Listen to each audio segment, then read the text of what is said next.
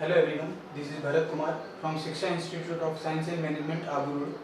आज हम लोग बीसीए थर्ड ईयर का एक सब्जेक्ट है वेब टेक्नोलॉजी, उसका बेसिक ओवरव्यू देखेंगे कि वेब टेक्नोलॉजी एक्चुअली में होता क्या है। उसमें कुछ बेसिक चीज़ें जो वेब में यूज़ होती है, हम केवल उसके बारे में आज डिस्कस करेंगे कि बेसिक चीज़ें कौन कौन सी इसमें यूज़ होती है।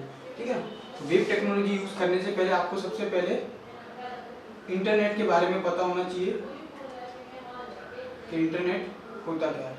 आज की डेट में आप सभी लोग इंटरनेट का यूज़ करते हो। आप लोग ये जो वीडियो देख रहे हो ये भी इंटरनेट के द्वारा देख रहे हो। ठीक है, इंटरनेट क्या है? तो इंटरनेट बेसिकली एक नेटवर्क है। इंटरनेट बेसिकली एक नेटवर्क है जो वर्ल्ड में जितने भी कंप्यूटर्स है उनको आपस में जोड़ने का काम करता है इंटरनेट। ठीक है, तो इंटरनेट क्या है? इंटरनेट बेसिकली एक नेटवर्क है जो आपके वर्ल्ड में जितने भी कंप्यूटर्स है उन डिफरेंट टाइप्स के कंप्यूटर होंगे। ठीक है, उन सभी कंप्यूटर्स को अगर आपस में उसको कनेक्ट करवाना है तो वो सारा काम इंटरनेट के थ्रू होता है। इंटरनेट जो आप यूज करते हो वो अलग अलग आईएसपी द्वारा होता है, यानी जो आपको इंटरनेट प्रोवाइड करते हैं उनको कहा जाता है आईएसपी, यानी कि इंटरनेट सर्विस प्रोवाइडर। आपको जो भी इंटरनेट प्रोवाइड करवा रहा है उसे कहा जाता है आईएसपी, यानी इंटरनेट सर्विस प्रोवाइडर। जैसे आप अगर एयरटेल का यूज कर रहे हो, आप बीएसएनएल का यूज कर रहे हो, ठीक है ना, वोडाफोन, एमटीएनएल, जिसका भी यूज कर रहे हो, ये सारे आपके आईएसपी है, यानी इंटरनेट सर्विस प्रोवाइडर। जो आपको इंटरनेट की सर्विस प्रोवाइड कर रहा है वो आपका इंटरनेट सर्विस प्रोवाइडर कहलाता है। ठीक है ना, ये इंटरनेट का बेसिक ओवरव्यू है। और अगर आपको डीप में पढ़ना है तो हम आगे आने वाले वीडियो में देखेंगे इंटरनेट की पूरी हिस्ट्री, कि इंटरनेट होता क्या, इंटरनेट कहाँ से स्टार्ट हुआ, किसने डेवलप किया इसको, वो सारी चीजें हम आगे आने वाली वीडियो में देखेंगे। इसके अलावा देन वेब टेक्नोलॉजी की बात करें तो हम लोग वेब टेक्नोलॉजी में सबसे पहले देखेंगे WWW, यानी कि वेब। हम वेब बोलते हैं जिसको WWW, उसकी फुल फॉर्म होती है वर्ल्ड, फर्स्ट W के लिए world, second world wide web. जो WWW होता है उसकी फुल फॉर्म होती है वर्ल्ड वाइड वेब। ठीक है ना, वर्ल्ड वाइड वेब क्या है कि आपके जितने भी आप ब्राउजर से आप इंटरनेट के द्वारा जो भी चीजें एक्सेस करते हो, आप ब्राउजर से इंटरनेट का यूज करके जितनी भी चीजें एक्सेस करते हो, यानी जो भी आप पेजेस वगैरह देखते हो वो क्या होते हैं, सारे वेब पेज होते हैं या वेबसाइट्स होती है। ठीक है ना, आप वेब पेज या वेबसाइट को जो एक्सेस करते हो उन सभी के आगे अगर आप कोई वेबसाइट एक्सेस कर रहे हो, जैसे मान लो हम अपने इंस्टीट्यूट की वेबसाइट एक्सेस कर रहे हो, तो आप ऐसे लिखोगे www.shikshainstituteabr.com। यानी आप कोई भी वेबसाइट को एक्सेस करना चाहते हो तो हर वेबसाइट के आगे ये WWW आपको कंपलसरी होता है लगाना। बिना WWW के आप किसी भी वेबसाइट को एक्सेस नहीं कर सकते। ठीक है ना, यानी वेब ब्राउजर पे आपको किसी भी वेब पेज या वेबसाइट को एक्सेस करना है तो आपको WWW लगाना कंपलसरी होता है। ये WWW क्या करता है कि वर्ल्ड में जितने भी सर्वर होते हैं उनके ऊपर जो भी डॉक्यूमेंट रखे हुए, जो भी वेब डॉक्यूमेंट रखे हुए, उन सबकी इंफॉर्मेशन इस WWW के पास होती है, वर्ल्ड वाइड वेब के पास। ठीक है ना, तो कैसे इसको समझते हैं हम लोग, प्रैक्टिकली देख के समझते हैं एग्जांपल के थ्रू।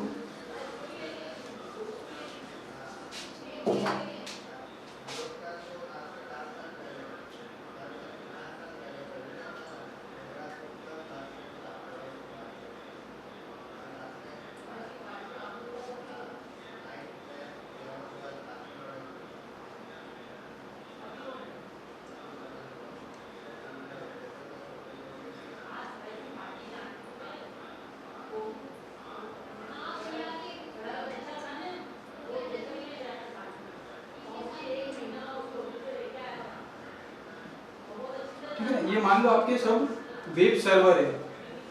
आगे हम लोग देखेंगे वेब सर्वर की या क्या होते हैं। ये आपके मान लो वेब सर्वर है जहां पर आपके बहुत सारी डॉक्यूमेंट्स, यानी HTML डॉक्यूमेंट, वेब डॉक्यूमेंट आपके स्टोर है। ठीक है ना, एक वेब सर्वर पे मल्टीपल कंप्यूटर कनेक्टेड होंगे। ठीक है ना, इनके पास आपकी वेबसाइट का डेटा होगा, यानी जैसे हमारी इंस्टीट्यूट की वेबसाइट है www.shikshainstituteabr.com। इसका भी एक वेब सर्वर होगा जहाँ इसकी पूरी इंफॉर्मेशन स्टोर होगी। मान लो हमारी इंफॉर्मेशन यहाँ स्टोर है, अब मुझे अपने वेबसाइट को एक्सेस करना है, तो मैं जब जाके ये लिखता हूँ www.shikshainstituteabr.com, तो इसका मतलब क्या होता है, इस वेब सर्वर की सारी इंफॉर्मेशन इस www के पास होती है। ये जो www होता है वर्ल्ड वाइड वेब, इसके पास वर्ल्ड में जितने भी सर्वर्स बने होते हैं, जितने भी वेब सर्वर बने होते हैं, उन सभी वेब सर्वर की इंफॉर्मेशन इस www के पास होती है। इस वेब सर्वर की भी इंफॉर्मेशन इसके पास होगी, इसकी भी इसके पास होगी और इसकी भी इसके पास होगी। यानी वर्ल्ड में जितने भी वेब सर्वर है उन सभी की इंफॉर्मेशन कौन स्टोर करके रखता है, www। यानी आप किसी भी वेबसाइट को एक्सेस करोगे तो उसके आगे जब www लगाया है तो सबसे पहले वेब ब्राउजर से जो रिक्वेस्ट जाएगी वो www के पास जाएगी और www अपने इंफॉर्मेशन कलेक्शन के अंदर चेक करेगा क्या वो वेबसाइट उसके पास है या नहीं। अगर उसके पास है होगी तो वो उस वेब सर्वर के पास रीडायरेक्ट उसको कर देता है। तो ये काम होता है www का, वर्ल्ड वाइड वेब का, ठीक है ना। अब इसमें हमने कुछ टर्म्स सुने जैसे वेब सर्वर और वेब ब्राउजर। तो वेब सर्वर और वेब ब्राउजर क्या होते हैं वो हम देखते हैं, ठीक है ना। सबसे पहले देखते हैं वेब ब्राउजर। यानी वेब ब्राउजर होता क्या है, आप जनरल लाइफ में हर कोई यूज करता है वेब ब्राउजर का। जैसे कि आप यूज करते हो गूगल क्रोम, आप बाय डिफॉल्ट अगर लैपटॉप में यूज कर रहे हो विंडोज ऑपरेटिंग सिस्टम तो उसमें यूज करते हो इंटरनेट एक्सप्लोरर, ठीक है। इसके अलावा सफारी, ओपेरा, ठीक है ना। बहुत सारे ऑपरेटिंग सिस्टम होते हैं, बहुत सारे वेब ब्राउजर होते हैं जिनका आप यूज करते हो। वेब ब्राउजर का यूज क्यों किया जाता है, वेब ब्राउजर का यूज बेसिकली किसी भी वेब पेज या वेबसाइट को एक्सेस करने के लिए किया जाता है। अगर आप इंटरनेट के द्वारा किसी भी वेब पेज या वेबसाइट को एक्सेस करना चाहते हो, यूज करना चाहते हो, तो आपको किसी ना किसी वेब ब्राउजर की हेल्प लेनी होगी, ठीक है ना। तो ये होता है वेब ब्राउजर, जिसको हम वेब टेक्नोलॉजी में क्लाइंट भी बोलते हैं। वेब ब्राउजर को क्लाइंट भी बोला जाता है, ठीक है ना। दूसरा होता है वेब सर्वर।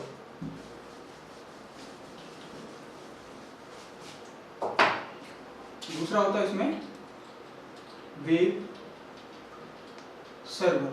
वेब सर्वर जैसे मैंने वहां पे बताया कि अब वेब ब्राउजर जो था वो आपका क्लाइंट है। यानी आपने वेब ब्राउजर के एड्रेस बार से, आपने एड्रेस बार में, यानी कि आपने गूगल क्रोम स्टार्ट कर लिया, मान लो ये एक आपका वेब ब्राउजर है, ठीक है। वहां पे उसकी एड्रेस बार में आपने टाइप किया www.shikshainstituteabr.com। तो ये वेबसाइट किसी ना किसी वेब सर्वर पे स्टोर होगी, ठीक है ना। तो वो वेब सर्वर जो होता है, जहां पर वेब सर्वर क्या होगा, जहां पर आपकी इस वेबसाइट के सारे डॉक्यूमेंट, वेब डॉक्यूमेंट जहां पे स्टोर होंगे, ठीक है ना। जिसकी इंफॉर्मेशन जहां पर स्टोर होगी वेब, आपके वेब डॉक्यूमेंट की, ठीक है ना। वेब डॉक्यूमेंट में आपके क्या हो सकते हैं, टेक्स्ट हो सकता है, आपका ऑडियो हो सकता है, आपका वीडियो हो सकता है, ठीक है ना, या आपके कुछ हाइपर टेक्स्ट यानी हाइपर लिंक हो सकते हैं आपके, ठीक है ना। कुछ भी हो सकता है, वो आपके सब वेब सर्वर पे स्टोर होता है। उन सबको एक्सेस करने के लिए आपको अलग अलग वेब सर्वर को यूज करना होता है। अब आपका वेब ब्राउजर कैसे रिक्वेस्ट करता है और वेब सर्वर से कैसे रिक्वेस्ट आती है, वो आती है आपके URL के माध्यम से। URL stand for uniform resource locator, ठीक है। यूनिफॉर्म रिसोर्स लोकेटर यानी कि अब जैसे आप मान लो इंटरनेट का यूज करते हो, तो इंटरनेट पे बहुत सारी वेबसाइट बनी होती है। अब उनको कैसे आइडेंटिफाई करते हैं कि जब मैं shikshainstituteabr.com लिखूं तब ये वाला कंटेंट ही उसको डिस्प्ले करवाना है, ये वाला कंटेंट डिस्प्ले नहीं करवाना है, ठीक है ना। वो आइडेंटिफाई कैसे करता है, तो वो आइडेंटिफाई किया जाता है उसके यूनिफॉर्म रिसोर्स लोकेटर द्वारा। यानी कि जैसे हम लोग रहते हैं तो हमारे घर का भी एक यूनिक एड्रेस होता है, ठीक है ना।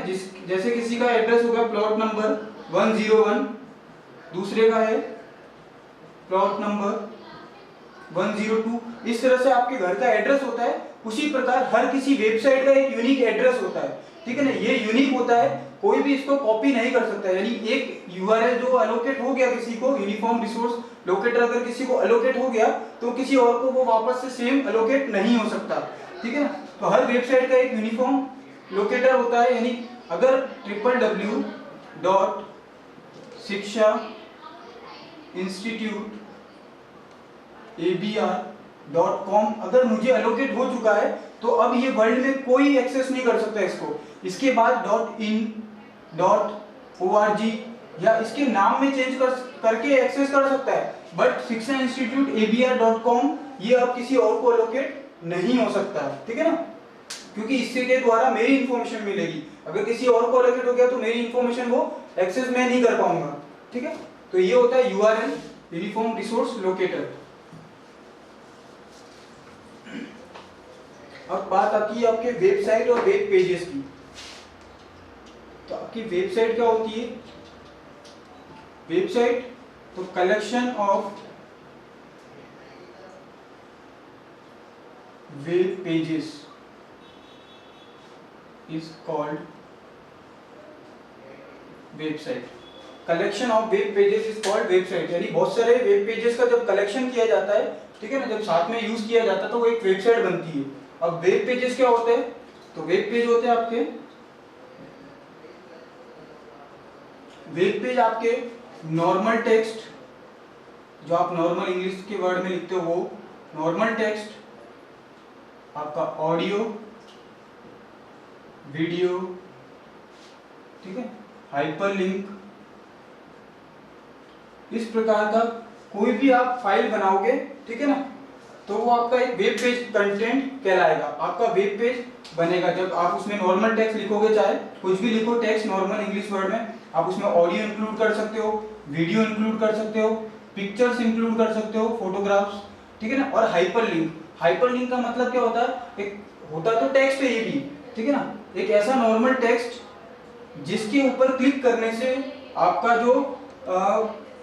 जो डायरेक्शन है वो मूव हो जाता है किसी और पे। जैसे आपने कई जगह एग्जांपल में देखा होगा, आपको कहीं ना कहीं ऐसा लिंक मिलता है कि इस लिंक के ऊपर क्लिक करने पे आपको कहीं और रीडायरेक्ट कर लेता है। जैसे कि आपको कोई चीज जैसे डाउनलोड करना है कुछ, तो एक डाउनलोड का लिंक मिलता है कि इस बटन के ऊपर या इस टेक्स्ट के ऊपर क्लिक करो तो आपका सॉन्ग या कोई मूवी डाउनलोड हो जाती है। तो आप जैसे उसके ऊपर क्लिक करते हो तो वो आपको किसी और पेज के ऊपर ले जाता है। पहले आप किसी और पेज के ऊपर थे, बट जैसे ही उसके ऊपर क्लिक करते हो तो आप किसी और पेज के ऊपर मूव हो जाते हो। वो होता है हाइपरलिंक के थ्रू, ठीक है ना। आगे हम लोग इसको इंप्लीमेंट भी करेंगे। हाइपरलिंक बनता कैसे वो हम खुद बनाएंगे सेल्फ, ठीक है ना, तब आपको अच्छे से समझ में आएगा। अभी आपको केवल समझना है कि वेब पेज क्या होता है। तो वेब पेज जो कलेक्शन होता है नॉर्मल टेक्स्ट का, ऑडियो का, वीडियो का, पिक्चर्स का और हाइपरलिंक का, जो आपके बेसिकली बनता है किसमें? HTML में, XML में और जावास्क्रिप्ट में। ये अलग अलग प्रकार की लैंग्वेजेस होती है। इन लैंग्वेजेस का यूज करके normal text, audio, video, pictures और हाइपरलिंक का फाइल बनाई जाती है जिसको वेब पेज कहा जाता है। और इन जब वेब पेजेस का कलेक्शन किया जाता है तो वो आपकी एक वेबसाइट बनती है। क्लियर है? ठीक है।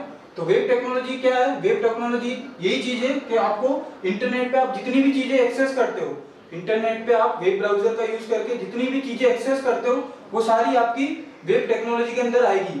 वेब टेक्नोलॉजी में हम लोग सीखेंगे HTML के बारे में, XML के बारे में, जावास्क्रिप्ट के बारे में, ठीक है ना। वो आगे सारे डीपली पढ़ेंगे, थोड़ा थोड़ा धीरे धीरे करके हम लोग, ठीक है। वेबसाइट हो गया, वेब ब्राउजर हो गया आपका। अब एक छोटा सा टॉपिक और रह गया,